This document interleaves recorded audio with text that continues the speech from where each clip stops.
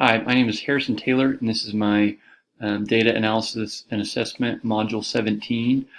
So with this module, create a couple things for some data analysis for a future district that, I'll be working in. So first of all, I have a data analysis protocol with, kind of a graphic here. So, we'd want to follow some steps for sure and try to be sequential, work together, know who we are and how we're going to attack problems within the school and within the district to, make sure that we're having as much success as possible, continually improving, and making sure we're following, the protocols that we set out.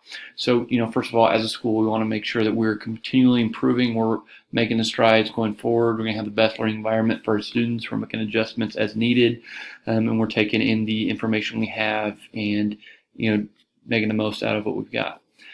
So, graphics and charts are going to help organize our efforts, making sure that we're using the data to make decisions. We're not just receiving a ton of data and not doing anything with it. Ultimately we want to focus on, there's a lot of services out there that are going to help us collect the data. So we want to make sure that we have, process in place of what we do with it once we receive it.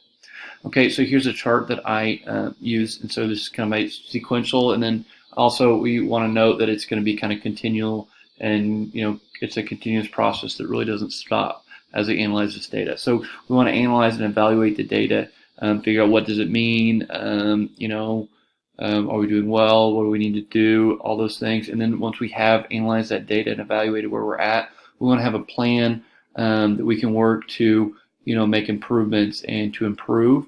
Then we want to implement this plan to put it forth and make the appropriate steps we need to. And then after we do that, we want to have formative and summative assessments, kind of evaluate where we stand and then make adjustments off of that. So this is a continuous process. We want to make sure that we're taking the information, making plans to improve upon that, make sure that we're acting, and then seeing how this shakes out, and then seeing if we need to make changes and and adjustments as we go.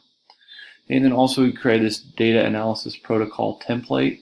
So we want this to be a sequential process. We want it to be able to fit many different forms of data. So we want to first have the data being analyzed. That could be map data. It could be many different things.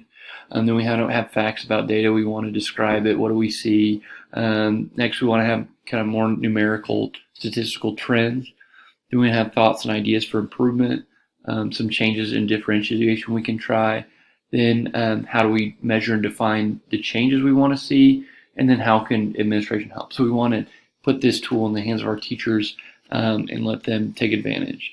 How this is presented would really be important to how teachers take the information in and how they would respond to it. They might be defensive, so you make sure that we're building rapport with teachers and we're all on a united front. And then hopefully this could be a tool that we data is more positive and we can see where we are and what we need to do and can affirm the decisions we make as we keep going forward. Appreciate taking this class, learned a lot, and continue learning in the program as I grow as an educator.